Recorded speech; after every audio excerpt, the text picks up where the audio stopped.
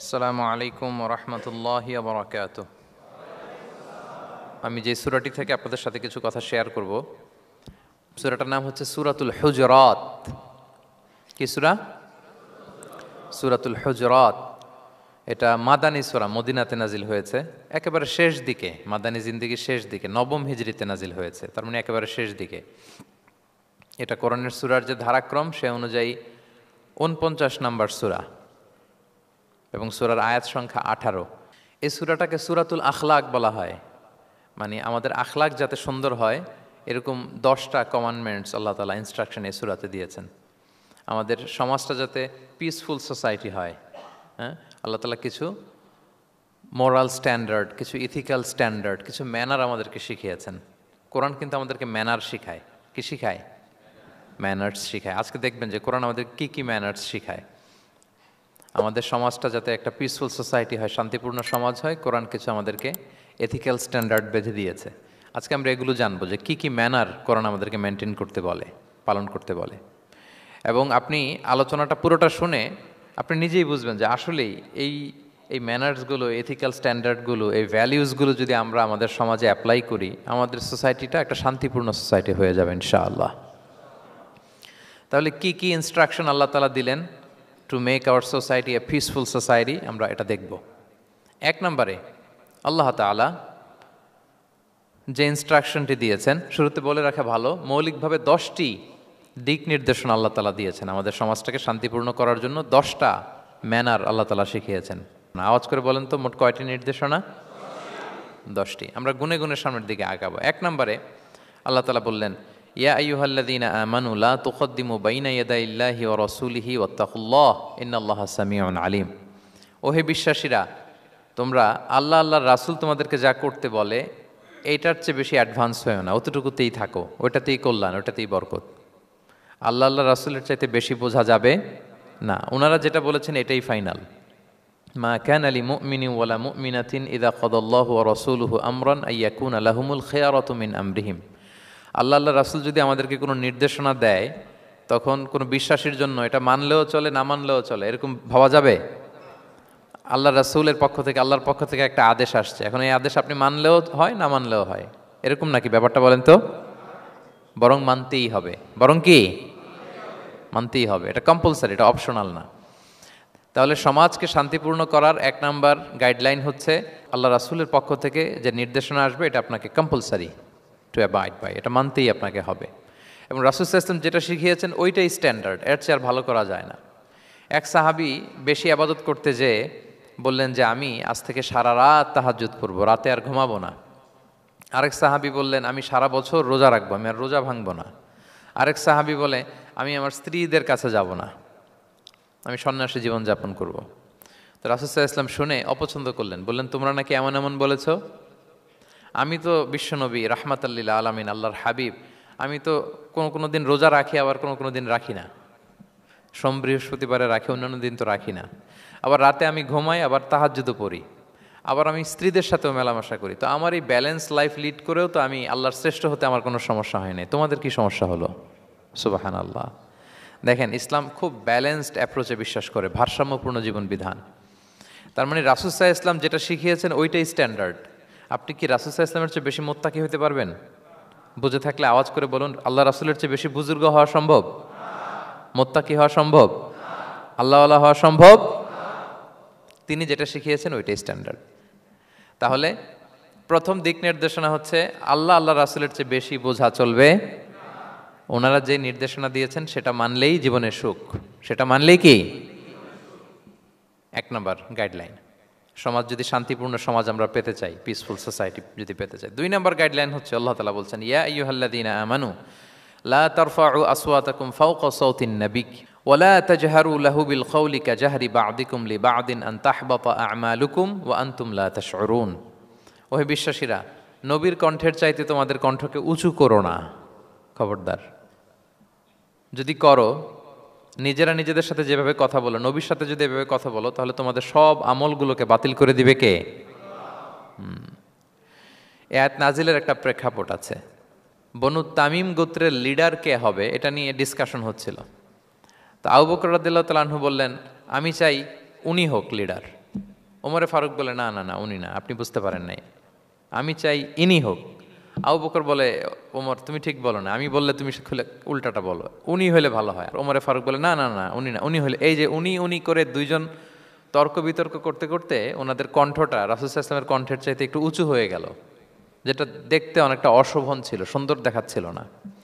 তো রাসূল সাল্লাল্লাহু আলাইহি ওয়াসাল্লাম সামনে বসা, ওনার সামনে উঁচু গলা করে কেউ কথা বলবে, এটা আল্লাহ বরদাশত করলেন না। আরশের উপর থেকে আল্লাহ তাআলা আয়াত নাজিল করলেন, লা তারফাউ আসওয়াতাকুম ফাওকা সাওতিন নবী, খবরদার নবীর কণ্ঠের চাইতে যেন তোমাদের কণ্ঠ উঁচু হয়ে না যায়, যদি যায় তাহলে তোমাদের আমলগুলো বাতিল হয়ে যাবে, এবং নিজেরা নিজেদেরকে যেভাবে ডাকো সেভাবে ডেকো না, এরকম করলে আমল বাতিল হয়ে যাবে। তো আল্লাহ তাআলা এখানে আদব শিক্ষা দিলেন যে রাসূল সাল্লাল্লাহু আলাইহি ওয়াসাল্লামের সামনে কথা বলতে গেলে খুব ভদ্র ভাষায় কথা বলতে হবে, শালীন ভাষায় কথা বলতে হবে। মজার ব্যাপার হচ্ছে, আপনারা জানেন কিনা জানি না, যারা হজ উমরা করেছেন আপনারা দেখবেন যে রাসূল সাল্লাল্লাহু আলাইহি ওয়াসাল্লামের পবিত্র কবরের উপর এই আয়াতটা এখনও লেখা আছে যে লা তারফাউ আসওয়াতাকুম ফাওকা সাওতিন নবী, নবীর কণ্ঠের চাইতে যেন কণ্ঠ উঁচু হয়ে না যায়। এজন্য দেখবেন যে যারা রাসূল সাল্লাল্লাহু আলাইহি ওয়াসাল্লামের কবর জিয়ারত করতে যায়, ওনারা কবরের সামনে যে ধৈর্য ধারণ করতে পারে না, বুক ফেটে কান্না আসে যে আজীবন যে নবীর কথা শুনলাম, যে নবীর হাদিস শুনলাম, যে নবীকে আমি এত ভালোবাসি, যে নবী আমার জন্য সুপারিশ করবেন, যে নবী আমাকে হাউজে কাউসারের পানি দিবেন, সেই নবী এখানে শুয়ে আছে, এটা ভাবতেই মুমিন হৃদয়ে বাঁধ ভাঙা কান্নার জোয়ার আসে, হাউমাউ করে কাঁদতে ইচ্ছে করে, কিন্তু ওখানে আওয়াজ করা যায় না, কারণ ওখানে লেখা লা তারফাউ আসওয়াতাকুম ফাওকা সাওতিন নবী, নবীর দরবারে বড় গলায় আওয়াজ করে কোনো শব্দ উচ্চারণ করা যাবে না। খুব ভদ্র বিনম্র চিত্তে রাসূল সাল্লাল্লাহু আলাইহি ওয়াসাল্লামের রওজার সামনে দাঁড়িয়ে আমরা সালাম পাঠ করি।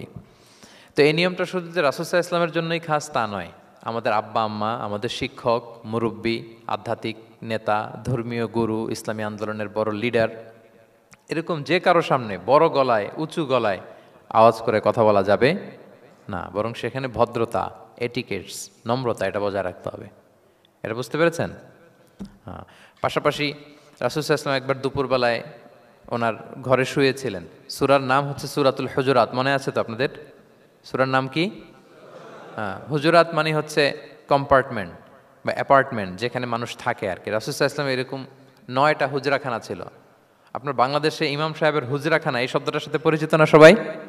এই হুজরাখানা থেকে আল হুজরাত, রাসূল সাল্লাল্লাহু আলাইহি ওয়াসাল্লামের 9 জন স্ত্রী এই 9টা হুজরাতে থাকতেন, এবং এগুলো মসজিদে নববীর সাথে অ্যাটাচ করা ছিল। দুপুরে খেয়ে রাসূল সাল্লাল্লাহু আলাইহি ওয়াসাল্লাম কাইলুলা করছেন, বিশ্রাম নিচ্ছেন। হঠাৎ কিছু বেদুইন লোক, যাদের মধ্যে সভ্যতার ছোঁয়া লাগেনি, তারা এসে রাসূল সাল্লাল্লাহু আলাইহি ওয়াসাল্লামকে ডাকতে আরম্ভ করলো, ইয়া মুহাম্মদ উখরুজ ইলাইনা, ইয়া মুহাম্মদ উখরুজ, এই মুহাম্মদ বেরো বেরো, কথা আছে, এই মুহাম্মদ বেরো বেরো।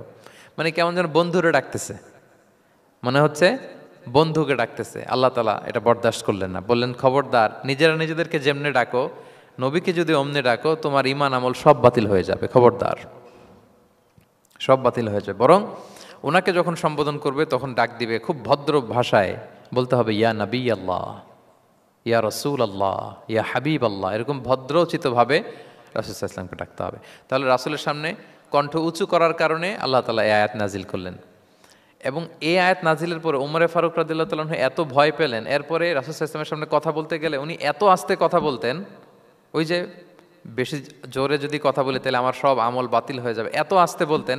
রাসূল সাল্লাল্লাহু আলাইহি ওয়াসাল্লাম জিজ্ঞেস করা লাগতো, ওমর কি বললে, আবার বলো তো, একটু জোরে বলো ওমর, আরেকটু জোরে বলো, আরেকটু জোরে বলো। সুবহানাল্লাহ।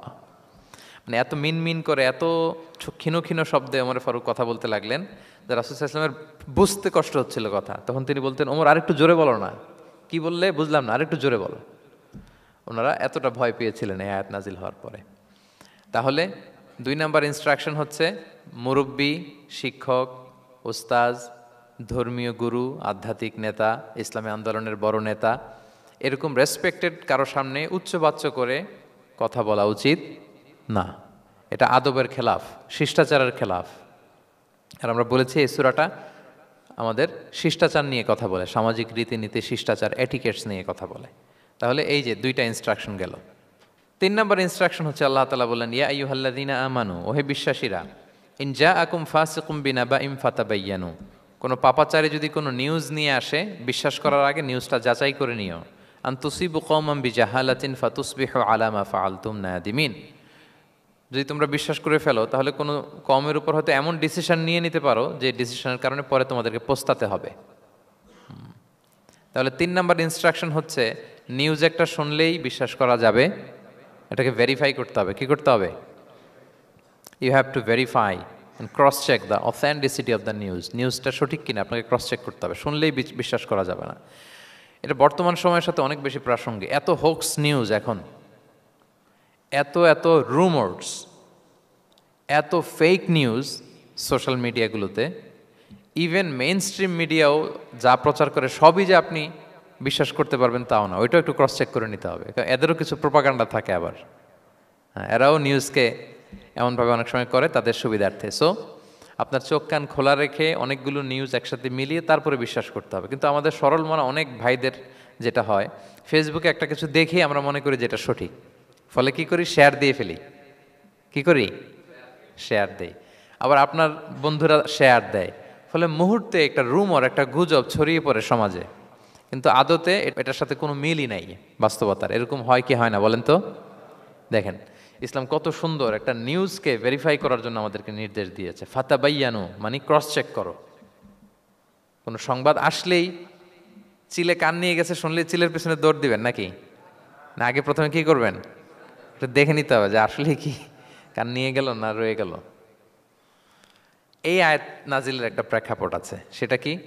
5ম হিজরিতে বনুল মুস্তালেকের যুদ্ধে যখন আল্লাহ হাবিব ইসলাম জয়লাভ করলেন, বনুল মুস্তালেকের সবাই মুসলিম হলো।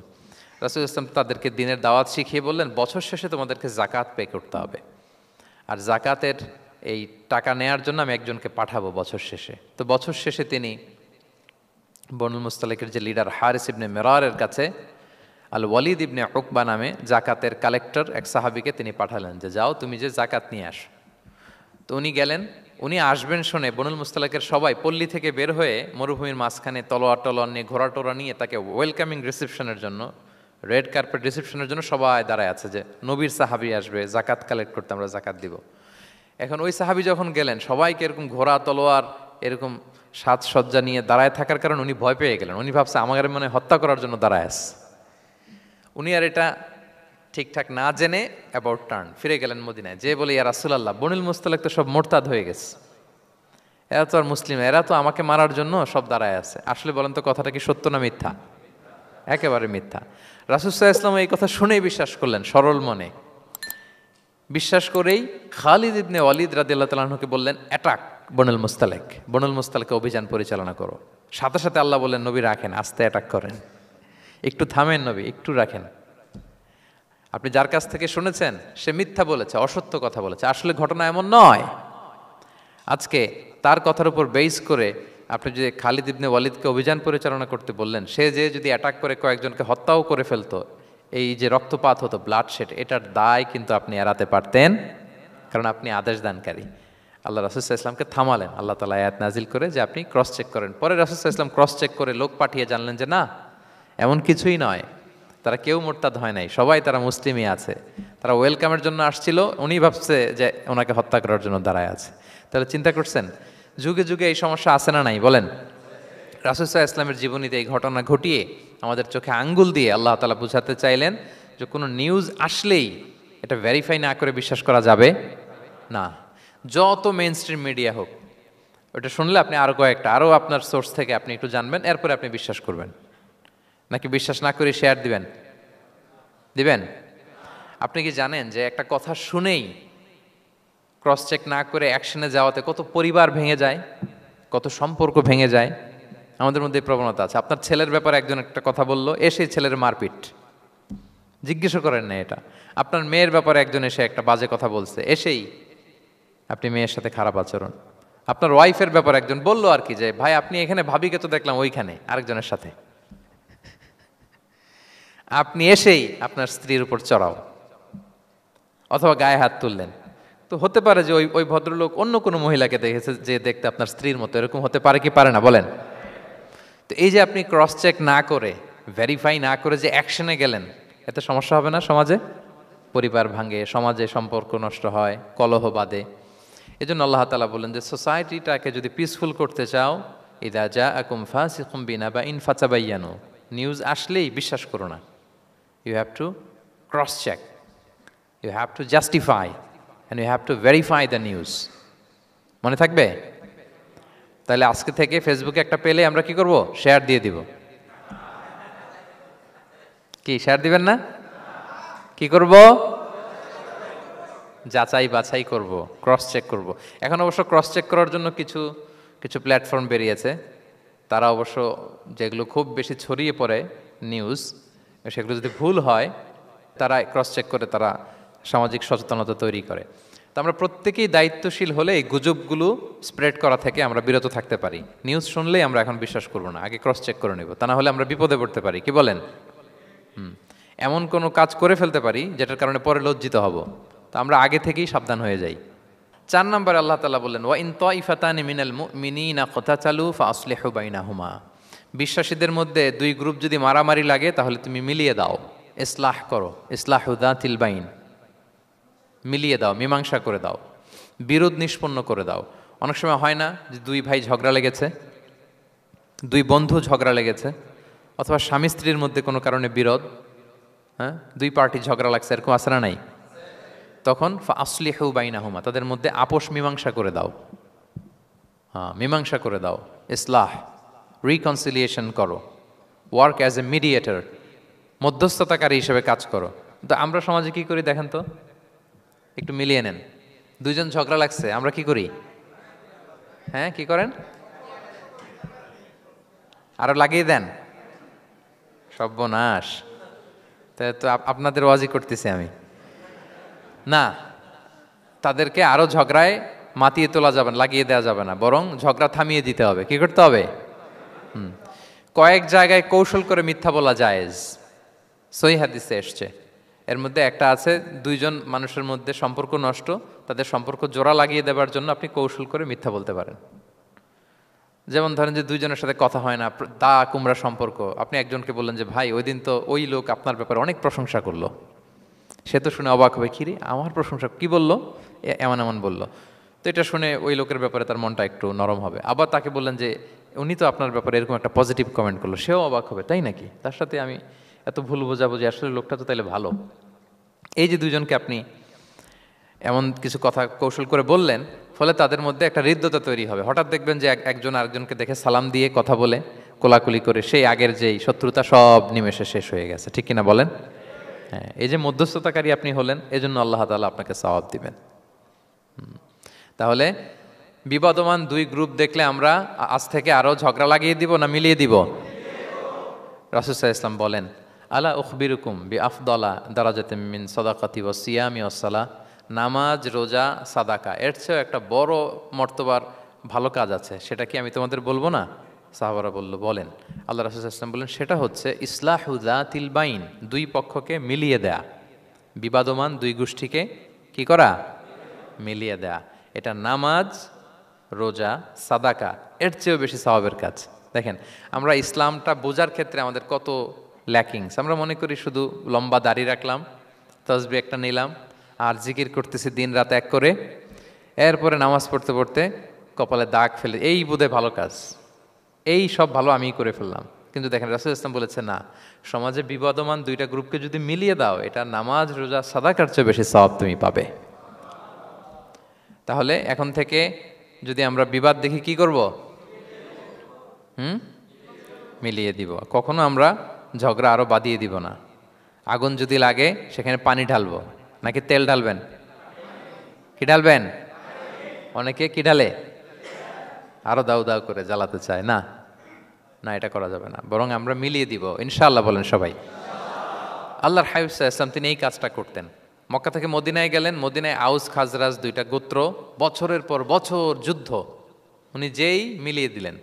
রাসূল সাল্লাল্লাহু আলাইহি ওয়াসাল্লাম এই যে সংলাপ, তারপর রিকনসিলিয়েশন, মিডিয়েশন, মধ্যস্থতা, এগুলোতে এক্সপার্ট ছিলেন।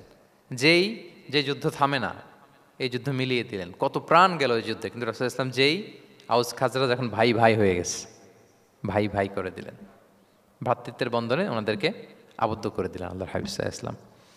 এবং সহিহ বুখারীতে একটা বাব আছে, বাবের শিরোনাম হচ্ছে বাবু কওলুল ইমাম ইযহাবু বিনা নুসলিহ বাইনাকুম, মানে আমাকে নিয়ে চলো আমি মিলিয়ে দিব। এটা ছিল রাসূল সাল্লাল্লাহু আলাইহি ওয়াসাল্লামের বিখ্যাত বাণী। ঝগড়া একটা লাগছে, রাসূল ইসলাম বলতে, আরে আমি আসি না, আমাকে নিয়ে যাও, আমি মিলাই দেবো। কোথাও কিছু হয়েছে, আমাকে নিয়ে যাও, আমি তো আছি, মিলাই দেবো। রাসূল ইসলাম এসেছেনই মানুষকে মিলানোর জন্য, গড়ার জন্য এসেছেন, ভাঙার জন্য নয়।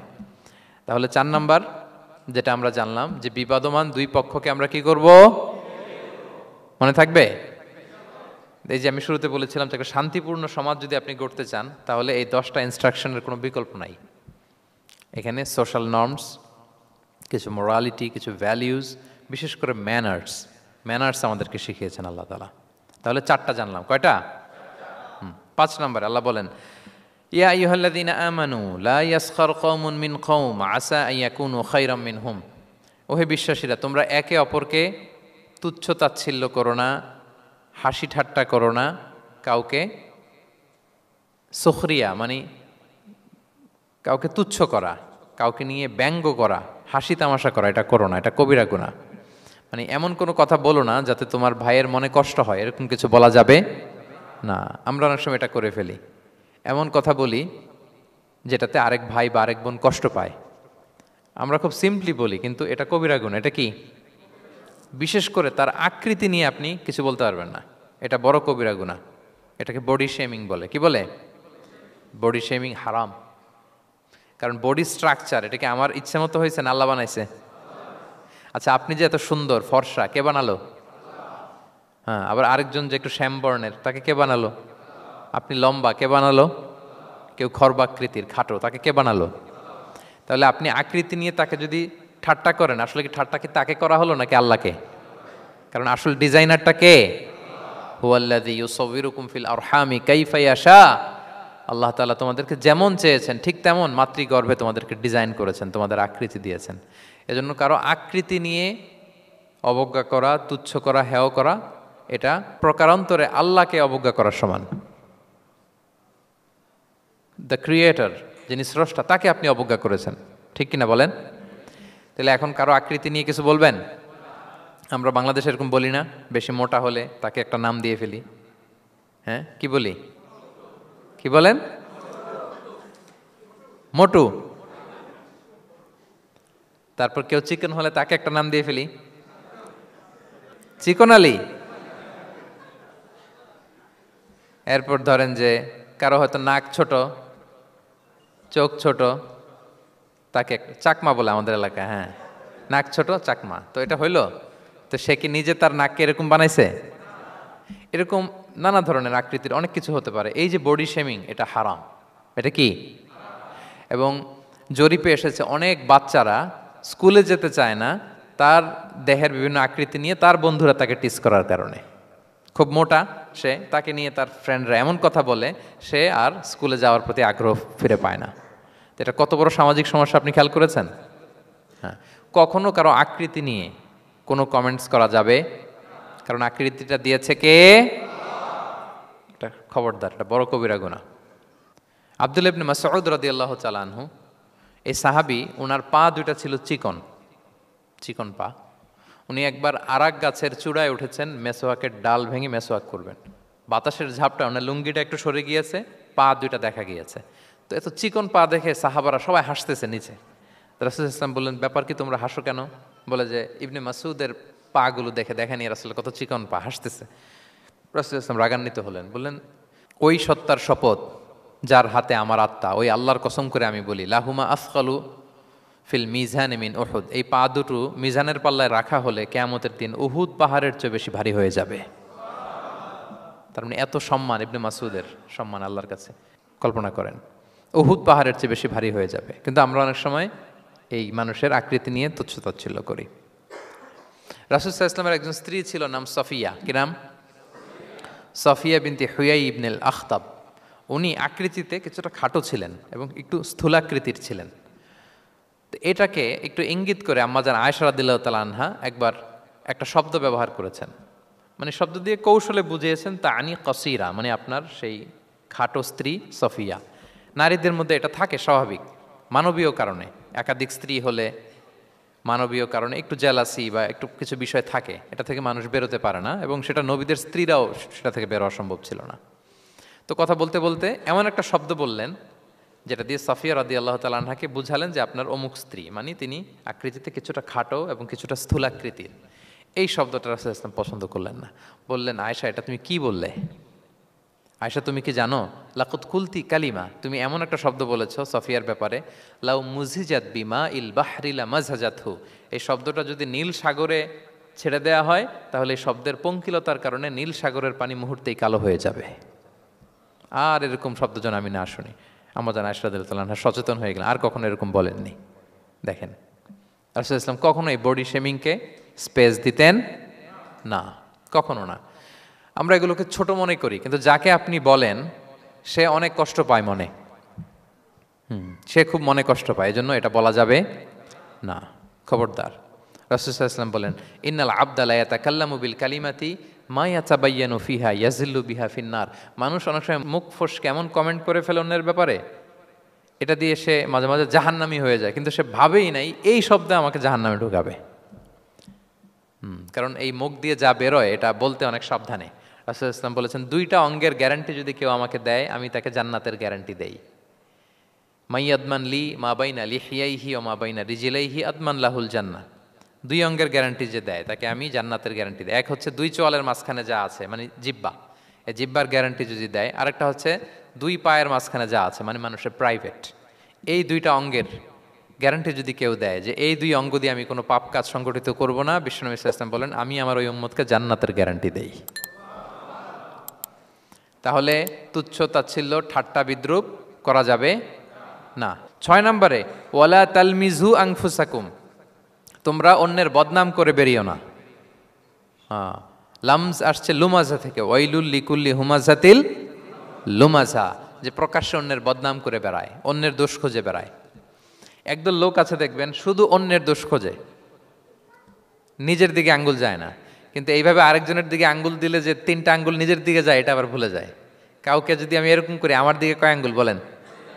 এই 3টা কার দিকে? আর আরেকজনের দিকে 1 আঙ্গুল। তো কাউকে কিছু বলার আগে 3 বার নিজেরটা ভাববেন যে নিজে কি করেন। ওয়ালা তালমিজু, অন্যের বদনাম করো না, প্রকাশ্যে অন্যের দোষ খোঁজো না। সবচেয়ে বুদ্ধিমান সে যে নিজের দোষ খোঁজে, নিজের সমালোচনা যে করতে পারে সেই সর্বাপেক্ষা বুদ্ধিমান। কিন্তু আমরা একদল আছি শুধু সমালোচনা, ওর এই সমস্যা, ওর এইটা, ওর ওর মানে তার দায়িত্ব হচ্ছে সবার সমস্যা বের করা। এরকম দায়িত্বপ্রাপ্ত কিছু লোক আছে না নাই? সবাই না, এগুলো থেকে আমাদের বেরিয়ে আসতে হবে। অন্যের দোষ খোঁজা বাদ দিতে হবে, দোষ খুঁজলে নিজের দোষ খুঁজতে হবে। আমরা আত্মসমালোচনা করবো। খেয়াল রাখবেন সবচেয়ে ভালো হচ্ছে আত্মসমালোচনা, সবচেয়ে ভালো কি? তারপরে মোটামুটি ভালো হচ্ছে আলোচনা, আর সবচেয়ে খারাপ হচ্ছে সমালোচনা। কিন্তু আমরা সবচেয়ে করি বেশি কোনটা?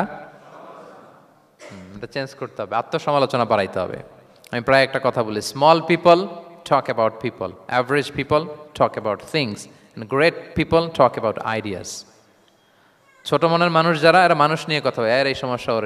মাঝারি ধরনের যারা, এরা বিভিন্ন বিষয় নিয়ে, ঘটনা নিয়ে কথা বলে। গ্রেট মাইন্ড যারা, এরা আইডিয়া নিয়ে কথা বলে, যে এই আইডিয়া ইমপ্লিমেন্ট করলে সমাজের এটা সমাধান হবে, এই আইডিয়া জেনারেট করতে পারলে এইটা কাজ হবে।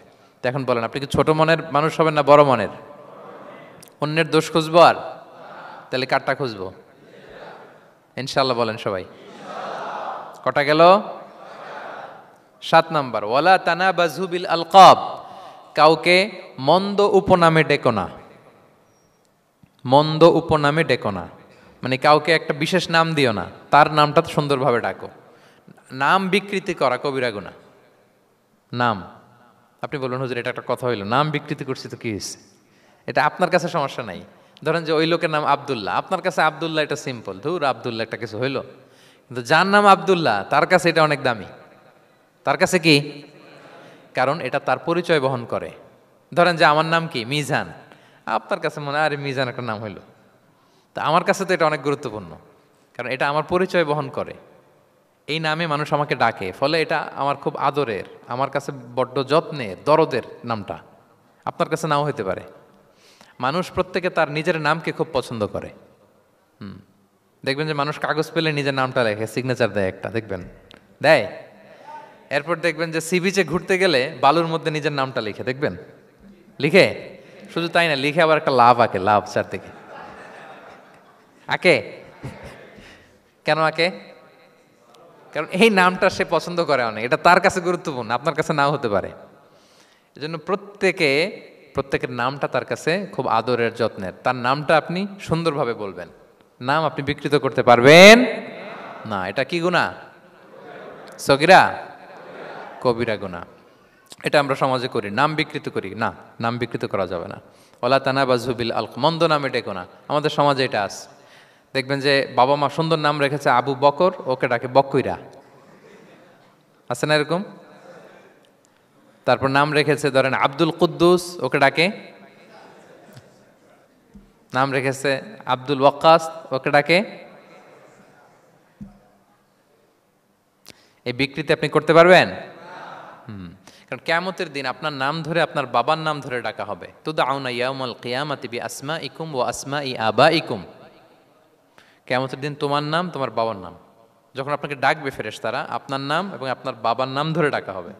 এজন্য রাসূল সাল্লাল্লাহু আলাইহি ওয়াসাল্লাম বলেন, ফাআহসিনু আসমাক, তোমাদের নামগুলো সুন্দর রেখো, নাহলে সেই দিন ডাকবে বল্টুর ছেলে কল্টু দাঁড়াও, তখন এই কোটি কোটি মানুষের সামনে আপনি এই নাম নিয়ে দাঁড়াবেন আর লজ্জায় পড়বেন।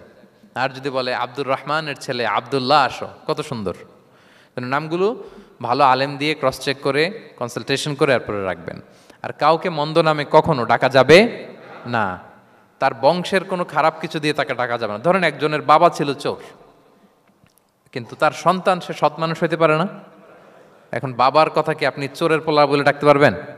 না, আপনি ডাকবেন না, বলতে পারবেন না, কারণ সে তো ভালো। তাহলে নাম বিকৃত করা, মন্দ উপনামে ডাকা, এটা কবিরা গুনাহ। এটা আমরা কখনো করব? মনে থাকবে প্রিয় ভাইরা?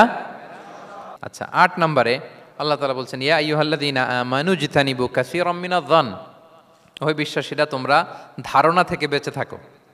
ইন্না বা'দা-যন্নি ইসমুন, কিছু কিছু ধারণা আছে এটা পাপ। ধারণা, অ্যাজাম্পশন করে কথা বলা নিষেধ। ধারণার উপর বেস করে কথা বলা যাবে। অনেকে ধারণার উপর কথা বলে। বেশিরভাগ ধারণাই মিথ্যা হয়। ধারণার বেশিরভাগ কি হয়? সো আপনি ধারণা, বেসড অন ধারণা আপনি কোনো কথা বলতে পারবেন, মানে যেটাকে আমরা বাংলায় বলি আন্দাজে কথা বলা। বাংলা আমরা কি বলি? আন্দাজে আপনি কিছু বলতে পারবেন না, আপনাকে নিশ্চিত হইতে হবে। আমরা খালি চোখে যা দেখি, বাস্তবে ওই ঘটনা নাও হতে পারে এরকম। হোয়াট এভার উই সি, এটা রিয়েল সিনারি নাও হতে পারে, কিন্তু ভেতরে হয়তো এমন কিছু একটা আছে যেটা আমরা জানি না। এজন্য ধারণা করে কথা বলা নিষেধ ইসলামে। ওয়া ইন্না যান্না লা ইউগনি মিনাল হাক্কি শাইআ, আল্লাহ বলেন ধারণা কখনো সত্যের বিকল্প হতে পারে না। আপনাকে সত্যটা জেনে বলতে হবে, আপনি ধারণার উপর কিছু বলতে। আমরা এরকম সমাজে অনেক করি, অনেক আপনি পাবেন। দেখবেন যে ধরেন যে আপনাকে আপনার এক বন্ধু দেখলো, রিক্সা দিয়ে যাচ্ছেন, আপনার পাশে এক নারী বসা, তো সে অনেক কিছু খারাপ ধারণা করতে পারে। এরকম হয় না সমাজে? তো এমন হতে পারে যে আপনি আপনার ছোট বোনকে নিয়ে বেরিয়েছেন, হতে পারে না? কিন্তু আপনি তো একটা ধারণা করে ফেললেন অন্য কিছু। বা আপনার ভাগ্নিকে নিয়ে বের হয়েছেন, আপনার আপন খালাকে নিয়ে বেরিয়েছেন কোনো কাজে, ডাক্তারের কাছে, বা কিছু একটা হতে পারে। কিন্তু তাকে দেখেই আমি এদিক সেদিক বলতে আরম্ভ করলাম যে ওকে তো দেখছি এরকম এরকম এরকম। আছে না নাই? আমাদের সমাজে আমি দেখেছি যে কারো যদি ঠোঁট কালো হয় তো মানুষ ধারণা করে নেয় লোকটা মনে হয় সিগারেট খায়। কিন্তু সিগারেট সেবন করা ছাড়াও কারো ঠোঁট কালো হতে পারে কি পারে না বলেন? এই যে এগুলো সমাজে প্রচলিত। বিয়ে করার পর ইমিডিয়েট যদি কেউ একটা গাড়ি কিনে বা হুন্ডা কিনে, এটা কি বলে বলেন তো? এই বোধহয় শ্বশুর বাড়ি থেকে যৌতুক নিয়ে আসছে। দেখছেন, এরকম ভুরি ভুরি আপনি সমাজে পাবেন যে আন্দাজে, ধারণার উপরে আমরা অনেক কথা বলে ফেলি, কিন্তু নিশ্চিত না হয়ে আপনি কোনো কমেন্টসে যেতে পারবেন না। এটা একেবারে নিষেধ। ৯ নম্বরে আল্লাহ বললেন, ওয়ালা তাজাসসু, গোয়েন্দাগিরি করো না, স্পাইগিরি করো না, অন্যের ব্যক্তিগত বিষয় নিয়ে খোটাখুটি করো না। এরকম স্বভাব আমাদের অনেকের আছে না নাই? অনেকে দেখবেন যে অনেকের প্রাইভেট বিষয় নিয়ে খোঁচাখুচি করতে সে বড্ড মজা পায়। আছে এরকম? এটা হারাম। আওয়াজ করে বলুন, এটা কি? ওয়ালা তাজাসসু, গোয়েন্দাগিরি করো না। Everyone has personal space and no one should interfere someone's personal space. কেউ কারো পার্সোনাল স্পেসে ইন্টারফেয়ার করা যাবে না। প্রত্যেকের একটা প্রাইভেট এরিয়া আছে, প্রাইভেসি আছে। দেখেন ইসলাম প্রাইভেসিকে কত গুরুত্ব দেয়, প্রত্যেকের প্রাইভেসিকে ইসলাম কত গুরুত্ব দেয়।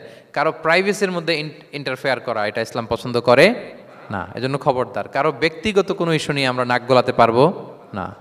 কারো মোবাইল ধরে মোবাইলের গ্যালারি চেক করা, কারো ইনবক্স চেক করা, কাউকে না বলে কারো চিঠি পড়ে ফেলা, উকি মারা, আড়ি পাতা, এগুলো হারাম। এগুলো কি? তো এরকম স্বভাব আমাদের আছে না নাই? আড়ি পেতে শুনতে চাই, উকি মারি, তারপর সে কী করে দেখি তার প্রাইভেট মুহূর্তে, তারপর তার মোবাইল চেক করি, তার গ্যালারি চেক করি, তার ইনবক্স চেক করি। এই দায়িত্ব ইসলাম আমাদেরকে দেয়।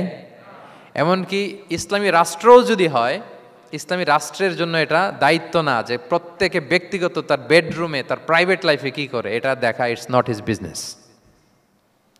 ইসলামী রাষ্ট্র মানুষকে ন্যায়, কল্যাণের পথ, সুন্দর জীবন পরিচালনার জন্য উৎসাহিত করবে, কিন্তু প্রত্যেকে প্রাইভেট লাইফে কি করে ওইটা সিসি ক্যামেরা লাগিয়ে দেখা এটা কারো দায়িত্বের মধ্যে পড়ে না। এটা একেবারে নিষেধ। এটাকে বলে তাজাসসুস, গোয়েন্দাগিরি করা। বরং ইসলাম কি উৎসাহিত করে জানেন? অন্যের দোষ দেখলে এটাকে গোপন রাখতে উৎসাহিত করে। গোপন রাখবেন। মান সাতারা আইবান সাতারাহুল্লাহু ইয়াউমাল কিয়ামা। কেউ যদি তার ভাইয়ের দোষ গোপন রাখে, কিয়ামতের দিন আল্লাহ তার দোষ গোপন রাখবে। ওমান কাশাফা আওরাতা আখি, বিষ্ণু বলেন, কিন্তু কেউ যদি তার ভাইয়ের কোনো গোপন জিনিস প্রকাশ করে দেয়, কাশাফাল্লাহু আওরাতাহু, আল্লাহ তার সব গোপন জিনিস প্রকাশ করে দিবে। বলেন আমাদের প্রত্যেকেরই গোপন জিনিস আছে না নাই? এখন আমাদের সব ভুল, সব গোপনীয়তা যদি প্রকাশ হয়ে যায় কি হবে তখন? আল্লাহ নিজে দায়িত্ব নিচ্ছে যে তুমি যদি তোমার ভাইয়ের কিছু ফাঁস করো, তোমার হাড়ি আমি হাটে ভাঙবো। হাটে হাড়ি ভাঙবো তোমার আমি, তখন দেখা যাবে। আমাদের অনেকের এই মানসিকতা আছে, অন্যের প্রাইভেট বিষয় নিয়ে কখনো আপনি নাক গলাতে পারবেন না, কারো প্রাইভেসিতে আপনি ইন্টারফেয়ার করবেন না, কারো প্রাইভেট স্পেসে আপনি ইন্টারফেয়ার করবেন না। এটা খুব বাজে একটা স্বভাব, এটা ইসলাম হারাম করে দিয়েছে। আমাদের অনেকের মধ্যে আছে খুঁটে খুঁটে, ভাই এটা কি, ওইটা কি করছেন, সরকারি চাকরি না প্রাইভেট চাকরি, বেতন কত, বয়স কত, ওইটা কত, ওইটা কত, হাবি যাবি, এটা তার, ইটস নট হিজ বিজনেস। তারপর মানুষ খুঁচিয়ে খুঁচিয়ে। নিঃসন্তান দম্পতি আমি দেখেছি, তাদেরকে পেলে অনেকে, ভাই কি সমস্যা, কয় বছর হইল, বাচ্চা নিচ্ছেন না কেন, কবে হবে, কার সমস্যা, আপনার সমস্যা না ভাবির সমস্যা, বেটা তোর কি সমস্যা ওটা বল। একজন নিঃসন্তান দম্পতি তারা কি স্ট্রাগলের মধ্য দিয়ে যায় আপনি জানেন? এটা তার জন্য পরীক্ষা। ওই পরীক্ষার মধ্যে আপনি খুঁচিয়ে খুঁচিয়ে, মানে সে kind of his a gynaecologist, সে আপনার ইয়ে করতেছে, ট্রিটমেন্ট দিচ্ছে, ভাই কি হয়েছে, এইটা ওইটা, তাদেরকে বিব্রত করে একটা পরিস্থিতিতে ফেলা, এম্বারাসিং একটা সিচুয়েশনে ফেলা, এটা হারাম। এই ম্যানারগুলো ইসলাম আমাদেরকে ধরে ধরে শেখায় যে এটা তোমার বিজনেস না, তুমি খুঁচিয়ে খুঁচিয়ে মানুষের ব্যক্তিগত বিষয় যেটাতে সে বিব্রত বোধ করে, এগুলো তুমি জিজ্ঞেস করতে পারো না। আল্লাহ বলেছেন খবরদার, ওলা তাজাসসু, ওলা তাজাসসু, গোয়েন্দাগিরি করো না, কারো ব্যক্তিগত বিষয় না। অনেকের এটাতে খুব ইন্টারেস্ট, কার স্ক্যান্ডাল বেরোইছে। প্রায় দেখবেন যে এরকম দেখা যায়, অমুক নেতার স্ক্যান্ডাল ফাঁস, অমুক নায়কের স্ক্যান্ডাল ফাঁস। তোমার স্ক্যান্ডাল কবে ফাঁস হবে এটা বলো? নিজের চরকায় তেল দিতে হবে, আরেকজনের কি হলো, তার কি ভুল আছে, দোষ ত্রুটি আছে, ওগুলো খুঁজে দেখার জন্য আল্লাহ আমাকে দুনিয়ায় পাঠাই। তাহলে আমরা যেন কারো প্রাইভেসি হ্যাম্পার না করি প্রিয় ভাইরা, এটা ইসলাম আমাদেরকে উৎসাহিত করে, নির্দেশনা দেয় যে আমরা কারো প্রাইভেট কোনো ইস্যু নিয়ে নাক গলাবো না, ব্যক্তিগত বিষয়ে নাক গলাবো না, কারো দোষ দেখলে এটা আমি গোপন রাখবো। কি করব? আনলেস ইউ আর এ জাজ, আপনি বিচারক, আপনার কাছে আসছে, তখন আপনি বিচার করবেন। কিন্তু এমনি এমনি আপনি জাজমেন্টাল হতে পারবেন না। You can not jump to the conclusion, একটা কিছু আন্দাজে বলে ফেলতে পারবেন না। এই দায়িত্ব আপনাকে দেয়া হয়নি। ইসলামে ব্যভিচারের মতো কোনো বিষয় দেখলেও আপনি বলতে পারবেন না। ব্যভিচার, অ্যাডাল্ট্রি, ফর্নিকেশন, জিনা, এগুলো দেখলে আপনি বলতে পারবেন না। বললে 4 জন নিয়ে বলতে হবে একসাথে। আপনি 3 জন যে যদি কাজের কাছে বলেন যে এই ছেলে আর মেয়েকে আমি অপকর্ম করতে দেখছি, কাজী 3 জনকে নিয়ে আগে 80 টাকা করে বেত মারবে পিঠে, তো করে দেখতে বলছে কে? তোমাদেরকে এই কাজ অবজার্ভ করতে বলেছে কে? কারণ 3 জন মিলে এই উইটনেস হবে না। 4 জন উইটনেস যদি থাকে তাইলে তাও আমরা দেখছি বললে হবে না, তারপরও মায়ের। আরও রলি আমি বলি, 4 জন এসে যদি বলে যে আমি একজন নারী একজন পুরুষকে ন্যাকেড অবস্থায় এই ঘরে প্রবেশ করতে দেখছি, তারপর কাজে নিয়ে এই 4 জনের আশীর্বাদ দিবে, কারণ এতেও প্রমাণিত হয় নাই। তারা হয়তো একটা জায়গায় অবস্থান করেছে কিন্তু বড় ধরনের কোনো পাপের সাথে লিপ্ত হয় নাই হয়তো। তার মানে একেবারে চাক্ষুষ, তাও নারী দিয়ে এই উইটনেস হবে না, 4 জন পুরুষ এই পাপ কাজের চাক্ষুষ সাক্ষী ছিল। এটা যদি বলে সব কিছু যদি মিলে যায় তারপরে তাদেরকে শাস্তি দেয়া যাবে, এর আগে সম্ভব না। এটা কোনো মানুষ কোনো পাপ কাজ এভাবে লোকচক্ষুর সামনে কখনো করে না। তার মানে দেখেন এটা কেন এরকম শক্ত করা হলো, যাতে আপনি না বলেন, কারণ বলতে গেলে আপনি আরো মাইর খাবেন, অপবাদের শাস্তি পাবেন। হ্যাঁ, ইফকের শাস্তি। ইসলাম কিভাবে মানুষের প্রাইভেসিকে হেফাজত করে। কেউ কোনো একটা মানুষ হয়তো কখনো শয়তানের ওয়াসওয়াসায়, নফসের তাড়নায়, বন্ধুর পাল্লায় পড়ে কোনোভাবে সে পাপে জড়িয়ে পড়েছে, আপনি এটাকে ইস্যু বানাচ্ছেন। কিন্তু এমন হতে পারে ওই পাপের পরে সে এমনভাবে তওবা করেছে, এমনভাবে ফিরে এসেছে, এমনভাবে প্র্যাকটিসিং হয়েছে যে সে ভালো কাজ দিয়ে আপনাকেও ছাড়িয়ে গেছে। আপনি আটকায় যাবেন কিন্তু কিয়ামতের দিন ও আটকাবে না। এরকম হতে পারে কি পারে না? তো ওর পিছনে লাগছেন কেন আপনি? আপনি আপনার ইস্যু দেখেন, আপনি কতটা প্র্যাকটিসিং হতে পেরেছেন, আপনি কতটা শুদ্ধাচার আনতে পেরেছেন আপনার জীবনে, সেটা দেখতে হবে। এজন্য খবরদার, ওয়ালা তাজাসসু, গোয়েন্দাগিরি করো না, কারো প্রাইভেট বিষয় নিয়ে নাক গলাতে যেও না। সুবহানাল্লাহ, হোয়াট এ রিলিজিয়ান! কত সুন্দর আমাদের ধর্ম, হাউ লাকি উই আর! আমরা কত ভাগ্যবান যে আল্লাহ তাআলা এই ধর্ম আমাদেরকে দিয়েছেন, এমন বিধান আমাদের জন্য প্রেসক্রাইব করেছেন যেগুলো মানলে আমাদের সমাজটা একটা জান্নাতের বাগান হয়ে যাবে। তাহলে 9 নম্বর ছিল ওয়ালা তাজাসসু, গোয়েন্দাগিরি করুন। আজকে থেকে করবেন? কারো মোবাইল ধরবেন, আর গ্যালারি দেখবেন, কারে কি মেসেজ করছিল পড়তে যাবেন, গোপনে তার ড্রয়ার খুলে তার চিঠি পড়বেন, আড়ি পাতবেন, উকি মারবেন, কারো গোপন বিষয় নিয়ে ইন্টারেস্ট দেখাবেন? কথা বলেন না, দেখাবেন? এগুলো নিয়ে কোনো ইন্টারেস্ট আমরা দেখাতে পারবো না। গোয়েন্দাগিরি আমাদেরকে বাদ দিতে হবে। আল্লাহ আমাদেরকে বোঝার তৌফিক দান করুক। কয়টা গেল? আর একটা, লাস্ট নাম্বার। আল্লাহ বলেন, সর্বশেষ আল্লাহ বলেন, ওয়ালা ইয়াগতাব বা'দুকুম বা'দা, একে অপরের পরনিন্দা চগলখুরি করো না। ইয়াগতাব মানে গীবা, গীবত করো না। আইয়ুহিব্বু আহাদুকুম আইয়াকুলা লাহমা আখিহি মাইতান ফাকারিহতুম, তোমরা কি চাও যে তোমরা তোমাদের মৃত ভাইয়ের গোশত ভক্ষণ করবে? মানে যে ব্যক্তি গীবত করে সে যেন তার মৃত মরা ভাইয়ের পচা গোশত খায়। গীবত করা, গীবত কাকে বলে? রাসূল সাল্লাল্লাহু আলাইহি ওয়াসাল্লাম বলেন, গীবত হচ্ছে যিকরুকা আখাকা বিমা ইয়াকরাহু, তোমার ভাইয়ের অনুপস্থিতিতে তোমার ভাই সম্পর্কে এমন কিছু বলা যেটা শুনলে সে অপছন্দ করে, এমন কিছু বলা যেটা শোনা সে পছন্দ করে না। তো এক সাহাবী বলেন, ইয়া রাসূলুল্লাহ আফারাআইতা ইন কানা ফি মা আকুল, হে আল্লাহর রাসূল, আমার ভাইয়ের মধ্যে যদি আসলেই সেই সমস্যাটা থাকে তাইলেও কি গীবত হবে? রাসূল সাল্লাল্লাহু আলাইহি ওয়াসাল্লাম বলেন, আরে তাইলেই তো গীবত হবে। ওই দোষ যদি থাকে, ওটা তার অনুপস্থিতি যদি বলে বেরো তাইলেই তো গীবত হবে। আর ওই দোষ যদি না থাকে তাহলে তো অপবাদ হবে, এটা তো আরো বড় গুনাহ, ওটা তো বহতান। তাহলে এই গীবা, ইংরেজিতে বলে ব্যাক বাইটিং, ইংরেজিতে কি বলে? এই ব্যাক বাইটিং, চগলখুরি বা পরনিন্দা, আরবিতে বলে গীবাত। এই গীবত আমরা করব না। কারো কিছু বলা থাকলে আপনি তাকে সরাসরি নাসিহাত করুন। আর দিন ওয়ান নাসিহা, দিন হচ্ছে উপদেশ দেয়া, শুভ কামনা করা, তার প্রতি শুভ কামনা করে আপনি তাকে বুঝান, সে হয়তো বুঝবে। কিন্তু আপনি তার অনুপস্থিতিতে তার নামে বাজে কথা, মন্দ কথা বলতে পারবেন? এটা অনেক বড় পাপ। একজনের ব্যাপারে আরেকজনের কান ভারী করা, ওর কথা ওর কাছে, ওর কথা ওর করে, এরকম করে সমাজের মধ্যে একটা গিরিঙ্গি লাগায়, আছে না নেই? এটা হারাম। রাসূল সাল্লাল্লাহু আলাইহি ওয়াসাল্লাম বলেন, মেরাজের রাত্রে আমি দেখেছি কিছু লোক লাহুম আদফার মিন নুহাস, তাদের নখগুলো তামা দিয়ে তৈরি, নখর ধারালো, ইয়াখদাশুনা বিহা উজুহাহুম ওয়া সুদুরাহুম, তারা তাদের নিজের নখ দিয়ে নিজের গালের গোশত, বুকের গোশতগুলো টেনে টেনে ছিটছে।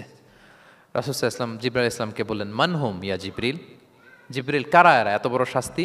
জিবরাইল আলাইহিস সালাম বললেন, হুম আহলুল গীবা মিন উম্মাতিক, এরা হচ্ছে আপনার উম্মতের মধ্য থেকে তারা যারা গীবত করে। তারা কি করে? তাহলে এই গীবতের সাথে আমাদের কোনো সম্পর্ক, এটা থেকে আমাদেরকে বেঁচে থাকতে হবে, এটা করা যাবে না। আমরা অনেকে হালাল ওয়েতে গীবত করি। এইভাবে কিভাবে করে আমি বলি আপনাদের, এইভাবে শুরু করে, এইভাবে কি বলবো ভাই, বললে তো গীবত হয়ে যায়, তারপরও না বললেই না, একটু বলি। শুরুতে কি বলে? বললে তো, দেখছেন কিভাবে হালাল করে, বললে তো গীবত হয়ে যায়, এইভাবে স্টার্ট করে। বললে যদি গীবত হয়ে যায় এটা বলা যাবে? আওয়াজ করে বলেন, যেটা বললে গীবত হয়ে যাবে এটা বলা যাবে না। এই অভ্যাসগুলো থেকে আমরা আস্তে আস্তে ফিরে আসবো, ওগুলো আমরা আর বলবো। তাহলে মোট 10টা, কয়টা? এই 10টা যদি আমরা মেনে চলি, সমাজে আর কোনো অশান্তি থাকবে? বিশৃঙ্খলা থাকবে? হানাহানি, মারামারি? সমাজটা একটা শান্তির সমাজ হবে, পিসফুল সমাজ হবে। এই জন্য এই সূরাটাকে বলা হয় সামাজিক রীতিনীতির সূরা। সোশ্যাল এটিকেটস, সামাজিক রীতিনীতি আল্লাহ শিখিয়েছেন, আমাদেরকে ম্যানার শিখিয়েছেন। আজকে বাড়িতে যে সূরাতুল হুজরাতটা পড়বেন, যাদের কাছে আমার এক নজরে কোরআন আছে আগে ওইটা থেকে দেখবেন, এরপর কোনো তাফসির থেকে বঙ্গানুবাদ থেকে বঙ্গানুবাদ দেখবেন, তাফসির পড়বেন, দেখবেন যে ক্লিয়ার হয়ে যাবে। এরপর নিজেই আপনার ফ্যামিলিকে নিয়ে আপনি তালিম দিবেন এই সূরাটার উপর। পারা যাবে তো? দেখবেন যে সমাজটা শান্তিপূর্ণ হয়ে যাবে। আল্লাহ তাআলা আমাদের সমাজকে শান্তিপূর্ণ করুক, আমাদের পরিবারগুলোকে জান্নাতি পরিবার করুক।